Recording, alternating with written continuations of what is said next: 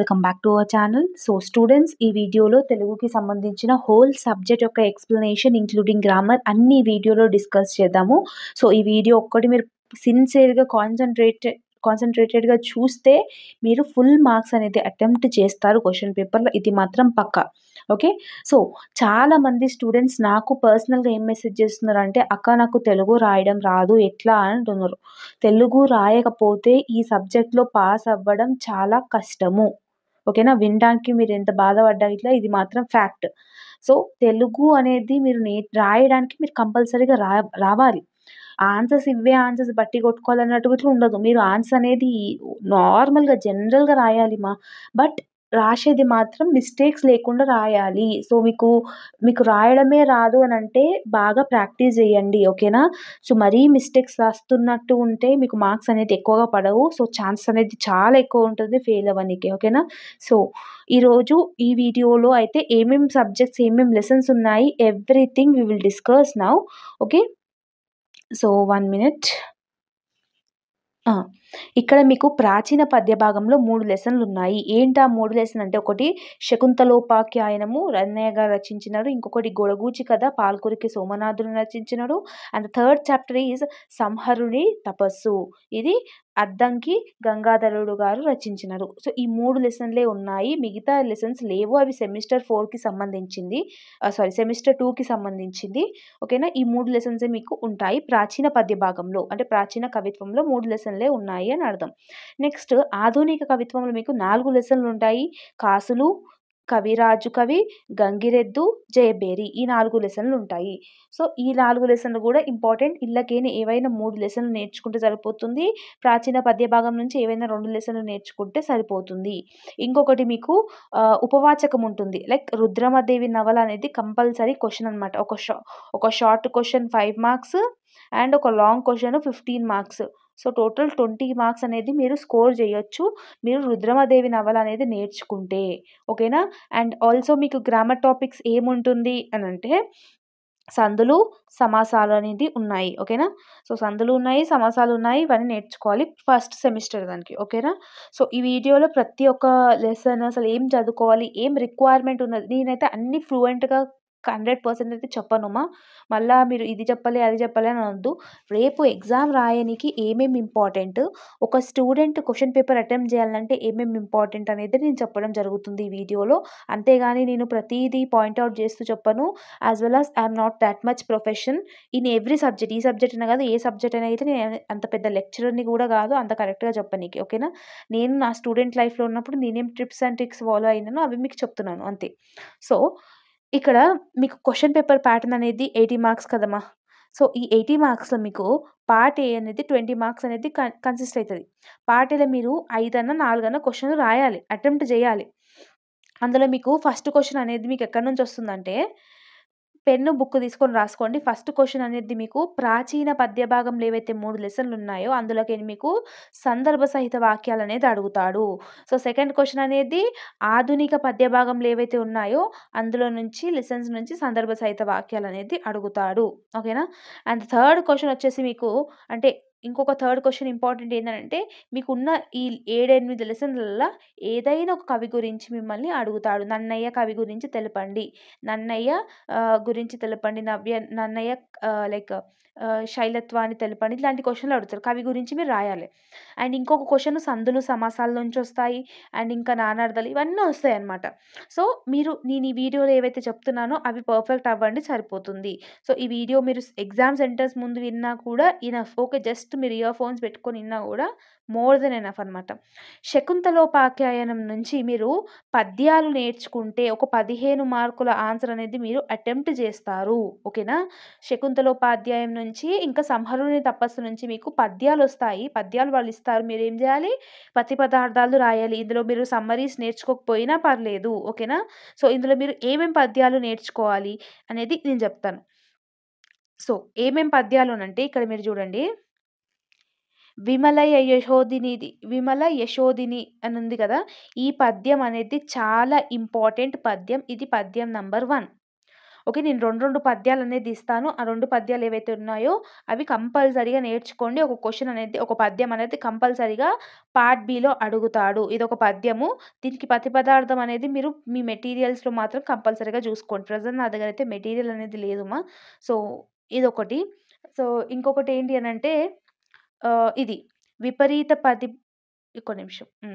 Next important పద్యం ఏందంటే, విపరీత ప్రతిభాషలేమిటికి నుర్వినాద.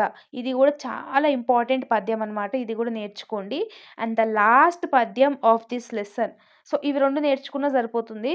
సో, ఇంకొకటి అయితే చాలా ఇంపార్టెంట్ 'నుతజల పూరితంబు' ఇది గూడా చాలా ఇంపార్టెంట్. సో, నా ప్రకారంగా ఏం నేర్చుకుంటారంటే 'నుతజల పూరితంబు' ఒకటి నేర్చుకోండి. 'విపరీత పరిభాషలేమిటికి నూర్వనాద' ఇదొకటి అండ్ 'నుతజల పూరితంబు' ఈ 2 పద్యాలు నేర్చుకోండి. పద్యాలు వాళ్ళిస్తారమ్మా. మీరు పది పదార్థాలు, కవి పరిచయం, నన్నయ్య గురించి రాయాలి. నన్నయ్య అంటే ఏంది? నన్నయ్య 11వ శతాబ్దానికి చెందినవాడు. ఆయన గొప్ప మహాకవి. ఆయనే చాణక్యరాజు ఆస్థాన కవిగా పనిచేశాడు అని రాస్తే సరిపోతుంది. తర్వాత ఇవి 'నుతజల పూరితంబు' అంటే ఏంది? జస్ట్ మీరు మీనింగ్ అనేది రాయాలి. తర్వాత భావం అనేది రాయాలి. ఇవి శకుంతలోపాధ్యాయుని నుంచి లెసన్స్. ఓన్లీ 2 పద్యాలు నేర్చుకోండి. ఒక 15 మార్కులనేది మీరు ఈజీగా స్కోర్ చేయొచ్చు. 'గొడగూచి' కథ నుంచి కంపల్సరీగా ఎస్సే క్వెషన్ అనేది వస్తుంది 15 మార్కులకి. ఓకేనా? 15 మార్కులకి ఎస్సే క్వెషన్ అనేదొస్తుంది. సో, పాల్కురికి సోమనాథుడు రచించినడు. ఈయన 12వ శతాబ్దానికి చెందినవాడు. పాల్కురికి సోమనాథుడు వరంగల్ జిల్లా పాలకుర్తి గ్రామంలో జన్మించాడు. ఆయన గ్రామంలో వెలిసిన సోమేశ్వరుని అనుగ్రహంతో జన్మించడం వల్ల ఆయన తల్లిదండ్రులు సోమనాథుడని పేరు పెట్టాడు. సో, వాళ్ళ గ్రామంలో ఏదైతే సోమేశ్వరుడు అంటే శివుడు. శివుడు అనుగ్రహంతో పుట్టాడు కాబట్టి ఆయనకి సోమనాథుడని పేరు పెట్టాడు. సోమన తల్లిదండ్రుల పేరెవరు? శ్రీయాదేవి ఏమో తల్లి పేరు. విష్ణురామి దేవుడేమో తండ్రి పేరు. సో, ఇది నేర్చుకుంటే సరిపోతుంది. ఇదంతా అవసరం లేదు. సో, ఇందులో సమ్మరీ వచ్చేసి ఏంటి అనంటే, సో, ఇందులో కంపల్సరీగా మీకు ఎస్సే క్వెషన్ అనేది అడుగుతాడు గదా! అవునా? ఎస్సే క్వెషన్ అడుగుతాడు. ఇది చాలా చాలా చాలా ఇంపార్టెంట్ లెసన్. ఇందులో నుంచి ఎస్సే క్వెషన్ అనేది నేర్చుకోండి. ఏం లేదు మా. సో, ఇక్కడ ఏందనంటే శివుడు ఇంకా కొడుకు, తల్లి యొక్క ప్రేమను గురించి తెలుస్తది. ఓకేనా? అండ్ తల్లి ఎట్లా పాలిచ్చినడో చెప్తది. సో, శివుడు ఆకలితో ఉన్నప్పుడు పాలెట్లిచ్చింది తనమ్మ అనేది చెప్తది. సో, ఇంకో కొంచెం డీటెయిల్‌గా చెప్పాలి అనంటే ఇక్కడ చూడండి.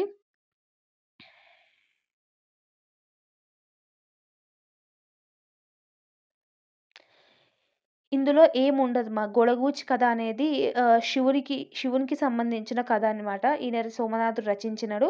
సో, ఈయన కవి పరిచయం గురించి ఒక హాఫ్ పేజ్ రాసినాక తర్వాత ఏం చేయండి, 'గోడగూచి' కథలో మీరు ఏం సమ్మరీ సేమ్ ఇంగ్లీష్‌లో మీరు ఎట్లా అయితే సమ్మరీస్ నేర్చుకున్నారో, నేనిప్పుడు మీతోని ఎలా మాట్లాడుతున్నానో అలాగే మీరు రాయాలి.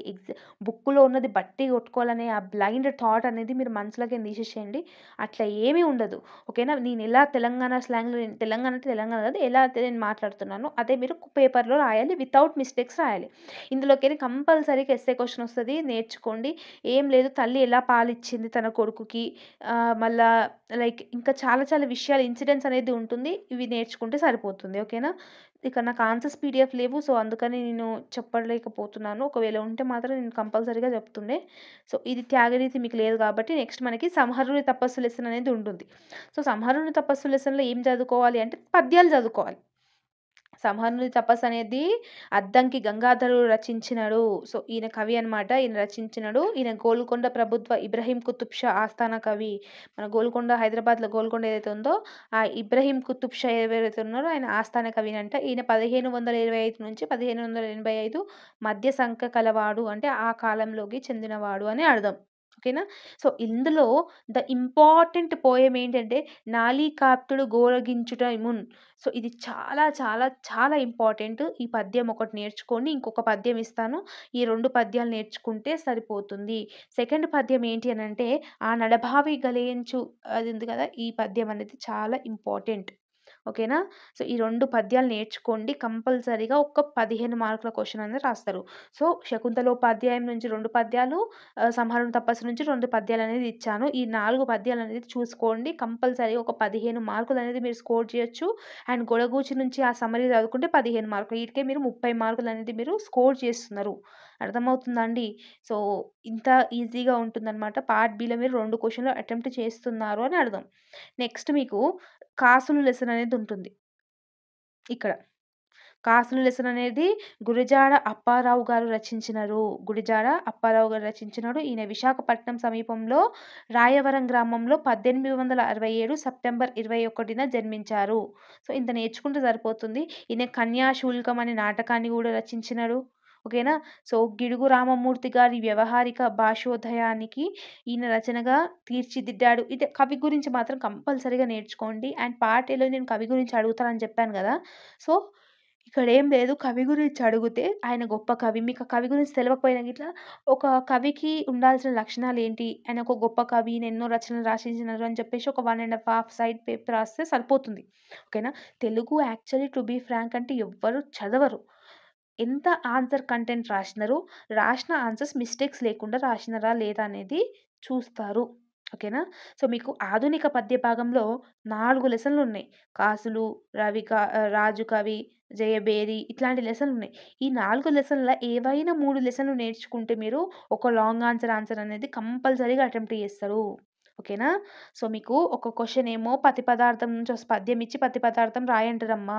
ఇప్పుడు సెకండ్ క్వెషన్ పార్ట్ బిలా ప్రాచీన పద్యం గొడగూచి నుంచి మీకు కంపల్సరీ ఎస్సే ఉంటుంది. అండ్ థర్డ్ క్వెషన్ వచ్చేసి మీకు ఇదేమంటారు ఈ 4 లెసన్‌లకేని ఏవైనా 3 లెసన్లు చదువుకుంటే అందులోకైనా ఒక క్వెషన్ అటెంప్ట్ చేస్తారు 15 మార్కులకి. నాలుగో క్వెషన్ పార్ట్ బిలో ఓన్లీ 4 క్వెషన్సే ఉంటాయి. Each has internal choice. Fourth క్వెషన్‌లోనే మీకు సందులు, సమాసాలు అడుగుతాడు అంతే. అర్థమైందా? సో, మీకు ఇక్కడ ఇది నేర్చేసుకున్నారు. ఒక 4 పద్యాలు నేర్చుకుంటే 15 మార్కులు. ఒక లెసన్ సమ్మరీ నేర్చుకుంటే ఇంకొక 15 మార్కులు. ఈ లా ఈ లెసన్స్ అనేది మీకు యూట్యూబ్‌లో క్లాసెస్ వేరే ఛానెల్స్ వరకు క్లాసెస్ ఇన్నా కూడా మీకు ఈజీగా అర్థమైపోతుంది. ఓకేనా. సో, ఇది రాజు కవి నుంచి గుర్రం జాషువా అనేది ఆయన రచించినాడు. సో, పద్యభాగ సారాంశం ఏంటి అనంటే కొత్త లోకం కావ్యం జాహువా ఒక కొత్త కోణం నుంచి కొత్త కవిగా ఆవిష్కరిస్తుంది. సో, ఇదంతా లెసన్స్ అనేది ఉన్నాయమ్మా. సో, ఈ లెసన్స్ అనేది మీరు యూట్యూబ్‌లో విన్నా కూడా ఏ క్వెషన్ వచ్చినా కూడా ఒకటే ఆన్సర్. ఓకేనా. నెక్స్ట్ గంగిరెద్దు. గంగిరెద్దు అనేది పల్లా దుర్గయ్య గారు రచించినారు. ఈయన 1916లో జన్మించినారు. ఉస్మానియా విశ్వవిద్యాలయం నుంచి 1942లో మొట్టమొదటి ఎంఏ తెలుగు అంటే మన ఉస్మానియా యూనివర్సిటీ 1942లో మొట్టమొదటి ఎంఏ తెలుగు డిగ్రీని పొందారనమాట. డిగ్రీ గ్రాడ్యుయేటెడ్ అనేది అయినారు అంటున్నాడు. సో, ఈ పద్యభాగ నేపథ్యం ఏంటి? ఈ పద్యంలో ఏమేమి చదువుకుంటారంటే ఇంతకు ముందు ఎవ్వరు రాయలేని సరికొత్త వస్తువుని స్వీకరించి హృదయమైన పద్యాలను పల్లా దుర్గయ్య గంగిరెద్దు కావ్యం రాశారు. అంటే మన సంక్రాంతి అప్పుడు ఏమైతది గంగిరెద్దు ఆమె ఏవేవి లక్షణాలు చేస్తది. కొంతకాలానికి కోడే దూడ తల్లి చనిపోయింది. కోడే యజమాని ఇంటి నుండి పారిపోతుంది. ఒక గంగిరెద్దు వాడు దానిని తన అధీనంలోకి తీసుకొని రకరకాల విద్యలు నేర్పి ఊరూరా తిరిగి దానిపై ఆధారపడి జీవిస్తున్నాడు. ప్రస్తుత పాఠ్యభాగం సో, ఈ గంగిరెద్దు లెసన్ అనేది ఇప్పుడు మనకి ఒక లైక్ ఆ ఆవుకి ట్రైనింగ్ ఇచ్చేసి, ఆ గంగిరెద్దుకు బాగా ట్రైనింగ్ ఇచ్చేసి, నమస్కారం అంటే నమస్కారం పెట్టడం, డాన్స్ చేయి అంటే డాన్స్ చేయడం, ఇట్లా ఇంటింటికి తిరిగి ఆ గంగిరెద్దు ఏదైతే చేస్తుందో దాని మీద ఆధారపడేసి చేస్తుందనమాట. ఈ లెసన్ అంతా దాని గురించే ఉంటుంది. దాని గురించి మీరు ఈజీగా వివరించి రాస్తే 15 మార్కులకు మీరు మినిమమ్ 3 సైడ్‌లు ఆన్సర్స్ అనేది రాయాలి. ఫ్రంట్ అండ్ బ్యాక్ 3 సైడ్స్ కంపల్సరీగా రాయాలి. అట్లయితేనే మీకు యావరేజ్ మార్క్స్ అనేది పడతాయి. ఓకేనా. మీరు రాసే మిస్టేక్స్ అవన్నీ తీసినా కూడా 12 మార్క్స్‌కి 15 మార్క్స్‌కి ఒక 10, 11 మార్క్స్ అన్నా మీరు ఈజీగా స్కోర్ చేయొచ్చు. అండ్ మీకు నెక్స్ట్ జేబేరి లెసన్ అనేది ఉంటుంది. సో, ఈ జేబేరి లెసన్ మీరు ఆప్షన్‌కి ఇచ్చుకున్నా కూడా సరిపోతుందనమాట. అండ్ నెక్స్ట్ మీకు ఇంపార్టెంట్ ఏంటి అనంటే రుద్రమాదేవి నవల. సో, ఈ రుద్రమాదేవి నవల చాలా ఇంపార్టెంట్ అనమాట. సో, ఇందులో గూడా ఏముండదండి. సో, ఈ లెసన్ ఒక్క పాఠ్యాంశం మీరు కరెక్ట్‌గా కాన్సంట్రేటెడ్‌గా చదువుకుంటే సరిపోతుంది. ఓకేనా. సో, ఆ రుద్రమాదేవి నవల అనేది ఇక్కడ ఉంటే మాత్రం నేను కంపల్సరీగా ఎక్స్‌ప్లెయిన్ చేస్తాను. Don't worry about that. So, లేదంటే వీడియోస్ చాలా ఉన్నాయమ్మా. అంటే నా వీడియోనే చూడాలని ఏం లేదు. నా ఇంటెన్షన్ ఏందనంటే పిల్లలకి మీ అందరికీ సబ్జెక్ట్ అనేది అర్థం కావాలి. అంతేనా. సో, నా వీడియోనే చూడాలి, అన్ని సబ్జెక్ట్ నేనే చెప్పాలన్నట్టు ఆశ మాత్రం ఉండొద్దు. సో, ఒకవేళ మీకు నేను చెప్పింది అర్థం కాకపోతే తెలుగు ఎవరు మంచిగా చెప్తే ఆ ఛానల్‌ని ఫాలో అవ్వండి. So, no need of that. First మనం సందులు డిస్కస్ చేద్దాం. సో, ఇందులో మీకు కొన్ని ఇంపార్టెంట్ సందులు చెప్తా అమ్మా. ఇన్ని గనం నేర్చుకోవాల్సిన అవసరం లేదు. సో, ఏమేం సందులు నేర్చుకోవాలి మీరు అనంటే ఇక్కడ సవర్ణ దీర్ఘ సంధి, గుణ సంధి, యనాదేశ సంధి, వృద్ధి సంధి. ఈ 4 సందులు బట్టి కొట్టుకొని పోండి నా మాటిని. ఓకేనా? సవర్ణ దీర్ఘ సంధి సూత్రమేంది? ఎగ్జాంపుల్ ఏంది? గుణ సంధి సూత్రమేంది? ఎగ్జాంపుల్ ఏంది? ఈ 4 చాలా ఇంపార్టెంట్. చాలా అంటే చాలా చాలా ఇంపార్టెంట్. ఓకేనా? సమాసాలలో మీరు ద్విగు సమాసం, ద్వంద్వ సమాసం, తత్పురుష సమాసం ఈ 3 సమాసాలు కూడా చాలా ఉన్నయే 4. ఈ 4 నేర్చుకుంటే అయిపోతది గదా! ఎందుకు బాధ చెప్పు? సో, ఈ 4 నేర్చేసుకోండి అయిపోతది. సందులల్లా ఫస్ట్ ఏముంది? సవర్ణ దీర్ఘ సంధి. ఇది చాలా ఇంపార్టెంట్. ఇప్పుడు నేను సవర్ణ దీర్ఘ సంధి అంటే ఏందో చెప్తాను. సో, ఆ, ఈ, ఉ, బులకు అవే అచ్చులు పరమైతే దాన్ని మనము దీర్ఘాలు ఏకాదేశం అవుతాయి. సవర్ణం అంటే వర్ణం అని అర్థం. అంటే ఆ, ఈ, ఉ, బులకు అవే అచ్చులు పరమైతే ఓకేనా? ఇక్కడ చూడండి మునీశ్వర అనుంది. మునీశ్వర అనుంది. ముని, ముని ప్లస్ ఈశ్వర. ఈ వచ్చింది గదా! ముని అంటే ఈ వచ్చింది గదా! నెక్స్ట్ ఈశ్వర అంటే గూడా ఫస్ట్ ఏమొచ్చింది? ఈ వచ్చింది. సో, అవే అచ్చులు పరమైనప్పుడు దాన్నేమంటాం మనం? సవర్ణ దీర్ఘ సంధి అని అంటాం. సూత్రం రాసి ఇట్లా ఒక ఎగ్జాంపుల్ రాస్తే మస్తు 15 మార్కులు కళ్ళు మూసుకొని ఇస్తారు. ఓకేనా? నెక్స్ట్ గుణాదేశ సంధి. గుణాదేశ సంధి అంటే ఏంటి? అకారానికి ఈ, ఉ, బూలు పరమైతే క్రమముగా ఏ, ఓ, ఆర్ అనేది ఏకాదేశం అవుతాయి. ఫర్ ఎగ్జాంపుల్ నాగేంద్రము అంటున్నాడు. నాగా అంటున్నాడు. గా అంటే ఆ అనేది ఇట్లా వస్తుంది. ఆ నుంచి ఈ వరకు వస్తుంది. ఇంద్రము ఈ అని వస్తుంది కదా! ఈ అని వస్తుంది. ఈ సో, ఇట్లా ఇవొస్తుంది. సో, ఇక్కడ ఈ వర్డ్స్‌కి ఈ వర్డ్స్, ఈ వర్డ్స్‌కి ఈ వర్డ్స్ పరమైనప్పుడు దాన్ని మనము గుణసంధిలాగా అనుకుంటాము. సేమ్ లేదు. వాళ్ళు ఫర్ ఎగ్జాంపుల్ పార్ట్ బిలో వాడు 3 ఇస్తాడమ్మ. సవర్ణ దీర్ఘ సంధి, గుణ సంధి, యనాదేశ సంధి దీని సూత్రాలు రాసి ఉదాహరణ రాయండి అని చెప్తాడు. ఆ మూడిటికి సూత్రాలు ఉదాహరణ రాస్తే 15 మార్కులు అనేది ఈజీగా అటెంప్ట్ చేయొచ్చు. సో, ఈ 4 అనేది చాలా ఇంపార్టెంట్ సందులల్లా. సో, ఇవి మాత్రం నెగ్లెక్ట్ చేయకుండా చదువుకోండి. ఓకేనా? మళ్ళా చెప్తున్నా నెగ్లెక్ట్ చేయకుండా చదువుకోండి. నెక్స్ట్ వృద్ధి సంధి. అకారానికి ఏ ఐలు పరమైతే ఐకారము, ఓలు పరమైతే ఔకారము ఏకాదేశం అగును. ఏకైక అంటే ఏకా ప్లస్ ఏక. ఏక ప్లస్ ఏక యాడ్ చేస్తే ఏకైక. ఓకేనా? సో, ఇట్లాంటియన్నీ ఉంటే దాన్నేమంటాం మనము? వృద్ధి సంధి అని అంటాం. ఓకేనా? నెక్స్ట్ మీకేం సందులున్నాయి? యనాదేశ సంధి. ఇది చాలా ఇంపార్టెంట్ అనమాట. ఈ 4 సందులనేది చెప్తున్నా గదా! కంపల్సరీగా నేర్చుకోండి.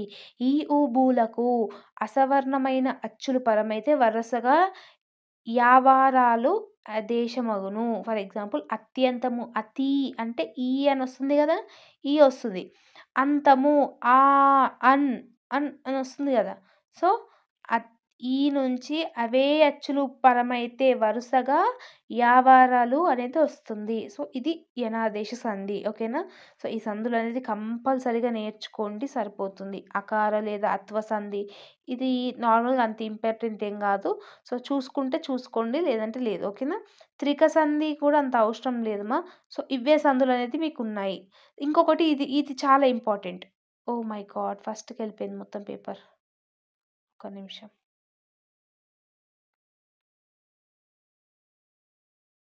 హ్మ్.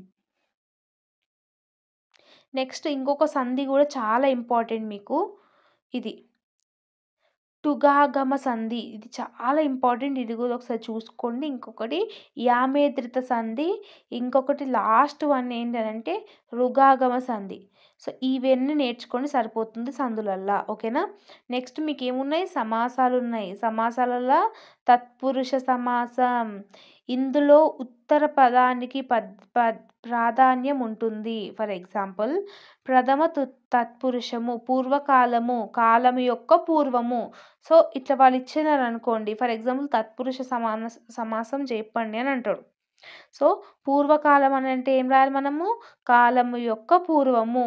నెల తాల్పు అంటే నెలన దాల్చినవాడు. సో, ఇట్లాంటియన్నీ రాయాలి. ఇవన్నీ సమాసాలు అని అంటారు. సో, ఈ సమాసాలలో చెప్పినా గదా! ఇవన్నీ కొన్ని ఏవైతే ద్వంద్వ సమాసం, ద్విగు సమాసం, బహువ్రీహి సమాసం ఓకేనా?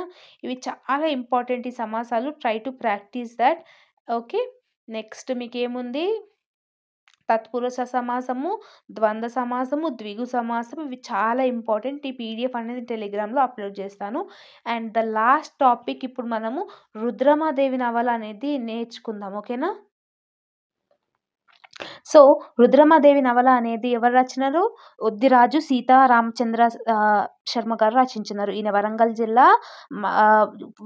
జిల్లాలో పుట్టినారు. ఏప్రిల్ 2, 1887లో జన్మించారని రాస్తే సరిపోతుంది. మరణం 28 జనవరి 1956లో ఈయన మరణించారు.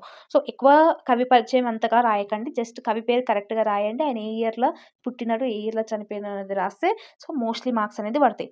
సో, ఈ 'రుద్రమాదేవి' నవలల ఈ కథ సారాంశం ఏదైతే ఉందో ఇది బాగా ప్రాక్టీస్ చేయండి. సో, ఇది చాలా ఇంపార్టెంట్ అనమాట. ఇవన్నీ ఏం అవసరం లేదు. సో, ఇక నేను చెప్తాను. నార్మల్‌గా చెప్తాను వినండి. సో, ఇక్కడ ఏందనంటే చెప్తాను. 'రుద్రమాదేవి' నవల నేపథ్యం అంటే దీని యొక్క స్టోరీ ఏంటి అనంటే, కాకతీయ రాజవంశం చాలా ప్రసిద్ధి చెందింది. వీరు ఓరుగల్లు రాజధానిగా చేసుకొని ఆంధ్రప్రదేశ్‌ను పాలించినారనమాట. సో, కాకతీయ రాజులు ఏమైనారనంటే ఇప్పుడు ఇవన్నీ 'రుద్రమాదేవి' అనేది ఒక లేడీ ఎంపీ అంటే మన రాజ్యానికి ఫర్ ఎగ్జాంపుల్ ఎట్లా చెప్పాలి? యువరాణిలాగా అనుకోండి. ఓకేనా? సో, తన తండ్రి గణపతి దేవుడు రాజ్యాన్ని పరిపాలిస్తున్నప్పుడు సమయంలో పురుష వేషం ధరించి రాజపాలను తీసుకుంది. సో, తన తండ్రి ఏదైతే గణపతి దేవుడు రాజ్యాన్ని పాలిస్తున్నప్పుడు రుద్రమాదేవి బాయ్ వేషం వేసుకొని తన రాజ్యాన్ని మొత్తం పరిపాలిస్తుండేనంట. శత్రురాజుల వ్యవహారముల పైన ప్రత్యేక నిఘా పెట్టింది. ఇలాంటి లోక వ్యవహారాలకు చక్కదిద్దే నిపుణులకు, శక్తియుక్తులకు, ప్రతిదానులకు అన్నిటికి ఇప్పుడు ఏం చేసిందనంటే ఇప్పుడు ఈ రుద్రమాదేవి అనేది ఒక గొప్ప lady. She is the warrior and ఇట్లా కొంచెం ఆమె గురించి కొంచెం ఎక్స్‌ప్రెసివ్‌గా రాయండి. యాస్ వెల్ యాస్ దేవగిరి రాజ్యం గురించి యాస్ వెల్ యాస్ యుద్ధ వ్యూహాలు ఇవేవైతే ఆన్సర్స్ ఉన్నాయో మీకు ఇవి చూడు. దేవగిరి రాజ్యం చాలా ప్రాచీనమైనది. సో, ఈ రాజ్యాన్ని శ్రీకృష్ణుడు ఆయన యాదవ వంశాలకు పరిపాలిస్తున్నారు. సో, ఇట్లాంటియన్నీ కొన్ని కొన్ని స్టోరీస్ ఉంటాయి గదా! సో, ఆ స్టోరీస్‌ని మింగిల్ చేసుకొని ఆన్సర్స్ అనేది పెద్దగా రాయండి. ఓకేనా? సో, ఇది చూడండి ఇంత పెద్ద పెద్దగున్నాయి ఆన్సర్స్. ఇక మీకేం కనిపిస్తాయి చెప్పండి? So, whatever it may be so, just follow అవ్వండి. సరిపోతుంది. ఓకేనా? సో, కొన్ని కొన్ని సార్లు ఇగో ఇట్లా క్వెషన్స్ అడుగుతాడు చూడండి. రుద్రమాదేవి పౌరుషాన్ని తెలుపుము. రుద్రమాదేవి గురించి రాయుము. రుద్రమాదేవి గురించి గుణశీలము తెలుపుము. ఇట్లాంటి ఏ క్వెషన్ వచ్చినా గూడా మీరు ఏం చేయాలి? రుద్రమాదేవి గురించి రాయాలి. సో, నా ప్రకారంగా నేనేం చెప్తాను మీకనంటే రుద్రమాదేవి గురించి నార్మల్‌గా కొంచెం తెలుసుకోండి. సో, ఒక లేడీ గురించి ఒక అమ్మాయి కింగ్‌డమ్‌ని పరిపాలిస్తుందంటే what are the benefits we are having and తన వల్ల మనకొచ్చే లాభం ఏంటి? ఎవ్రీథింగ్ తన గురించిగా లైక్ ఇంకొక మ్యాటర్ చెప్పాలంటే గర్ల్ ఎంపవర్ గురించి మొత్తం రాయండిక. ఓకేనా? సో, తను ఎవరెవరితోని కొట్లాడింది? ఏ రాజ్యాల మీద కొట్లాడింది? ఆయన భర్త ఎవరు? ఆమె భర్త ఎవరు? అసలెలా చనిపోయింది? ఎవ్రీథింగ్ మీరొకసారి నేర్చుకొని అదే రాయండి సరిపోతుంది. ఓకేనా? ఇది 'రుద్రమాదేవి' యొక్క నవల. సో, ఈ పిక్స్ అన్నీ నేనేవైతే నాకు దగ్గరున్నాయో అన్నీ నేను టెలిగ్రామ్‌లో పోస్ట్ చేస్తాను. కామ్‌గా చదువుకోండి. ఎక్కువ టెన్షన్ పడకండి. బట్ ఏంటి అనంటే ఒకటే థింగ్ ఏంటి అనంటే మీకు ఒకవేళ తెలుగు రాయడం రాకపోతే మాత్రం చాలా కష్టము పాస్ అవ్వడము. మళ్ళా చెప్తున్నాను బికాజ్ నాకు పర్సనల్‌గా చాలామంది ఫ్రెండ్స్ ఉన్నారు. So, actually we finished our graduations but still they are waiting for the backlog examinations. Okay. So, వాళ్ళకేమో తెలుగు రాయడం రాదు. సో, ఎలా పాస్ అవుతారో ఏందో తెలీదు. సో, తెలుగు రాయకపోతే చాలా అంటే చాలా కష్టం. సో, తెలుగు అనేది కంపల్సరీగా రాయండి. ఇన్ని సార్లు చెప్తున్నాను కాబట్టైనా నేర్చుకోండి. ఓకేనా? So, this is all about the video. ఒకవేళ మీకు ఈ వీడియో నచ్చినట్టయితే కంపల్సరీగా లైక్ అండ్ షేర్ చేయండి. చూడండి ఇప్పుడు కావాలంటే మీకు టైం గూడా చూపిస్తాను. సో, నా నెట్ గూడా అయిపోయింది మీ వల్ల. సో, ఇక్కడ చూడండి డిసెంబర్ 29థ్ మార్నింగ్ 3 AM ఓకేనా? సో, ఇంత కష్టపడి వీడియోస్ చేస్తున్నప్పుడు మాత్రం నాకు మీ నుంచి కూడా సపోర్ట్ అనేది కావాలి గదా! సో, ఏం సపోర్ట్ చేస్తారో ఏమో బట్ నేను మాత్రం ఏమైతే ఫోర్స్‌ఫుల్‌మెంట్ చేయను. మీ నుంచి నాకు ఒక్క సబ్స్క్రైబర్ వచ్చినా కూడా చాలా వర్తీ ఉంటది. ఒకవేళ మీకు ఈ వీడియో అంత వర్తీ కాదు అనిపిస్తే ఏం సబ్స్క్రైబ్ అనేది చేయకండి. ఓకేనా? No need of any forcefulment to you all. Okay. So, this is all about the video. Paper అనేది చాలా ఈజీగా ఉంటుంది. ఎగ్జామినేషన్ పేపర్ రాసినాక మీరు ఎలా రాసినారు ఎగ్జామ్ అనేది ఎవ్రీథింగ్ నాకు చెప్పండి. So, that I will feel happy. Comment సెక్షన్‌లో కామెంట్ చేయండి. ఓకేనా? So, this is all about the video. Once again all the very best for your examination and preparation. See you all next video. Bye. మంచిగా రాయండి exams. ఈజీగా ఉంటుంది. Just long అయితే 3 sides, short అయితే 1 ½ side. Same ఇంగ్లీష్‌కి ఎట్లా రాసినారో అట్లనే రాయండి. ఓకేనా? నీట్‌గా రాయండి. అన్ని క్వెషన్స్ అటెంప్ట్ చేయండి. తెలవని క్వెషన్స్ కూడా అటెంప్ట్ చేయండి. Because it's a Telugu language కాబట్టి ఇదే ఆన్సర్ నేర్చుకోవాలంటే ఏముండదు. ఓకేనా? ఇవన్నీ టిప్స్ అనేది ఫాలో అవ్వండి. ఎందుకంటే మీరు సెమిస్టర్ 1 కాబట్టి ఇవన్నీ బేస్ నుంచి అన్నీ చెప్పడం జరుగుతుంది. చాలామంది భయపడుతున్నారు. ఇంగ్లీష్ ఎగ్జామ్ ఎంత ఈజీగా రాసినారో తెలుగు కూడా అంతే ఈజీగా ఉంటుంది. నా మాట ఇనండి. ఓకేనా? మీరు ఎక్కువ టెన్షన్ పడి నన్ను కూడా ఎక్కువ టెన్షన్ పెట్టకండి. కామెంట్ సెక్షన్‌లో ఊక పిచ్చి పిచ్చి దానికి అన్నిటికి మెసేజ్‌లు పెట్టకండి. ఓకేనా? బికాజ్ అంటే లైక్ అందరికీ కాదు, కొంతమంది సిల్లీగా డౌట్స్ అడుగుతారు. నేను బ్లాక్ పెన్ యూజ్ చేయమని చెప్పినా వై ఎందుకు బ్లాక్ పెన్ అని అంటారు. సో, నేను ఎందుకు బ్లాక్ పెన్ యూజ్ చేయాలన్న ఇట్లా ఇంటెన్షన్ అనేది వీడియోలో చెప్పిన. సో, మీరు వీడియోస్ చూడకుండా అన్ని పిచ్చి పిచ్చి కామెంట్స్ అనేది చేయకండి. బికాజ్ నాకు టైం ఉండదు రిప్లై ఇవ్వనీకి. ఓకేనా? So, this is all about the video. ఒకవేళ ఇవన్నీ మీరు అర్థం చేస్తున్నారని అనుకుంటున్నాను. బట్ ఎగ్జామ్ రాసినాక మాత్రం పేపర్ హార్డ్ వచ్చిందా, ఈజీగా వచ్చిందా, నేను చెప్పినవి వచ్చినాయా, రాలేవా, ఎవ్రీథింగ్ మీరు అన్ని కామెంట్ చేయండి. పేపర్ మంచిగుంటే మంచిగుందని చెప్పండి. బ్యాడ్ ఉంటే బ్యాడ్ ఉందని చెప్పండి. నేను చెప్పినవి రాకపోతే నువ్వు చెప్పినవి రాలేవు అని చెప్పండి. No problem. Okay. So, once again all the very best and thank you so much students. Good night.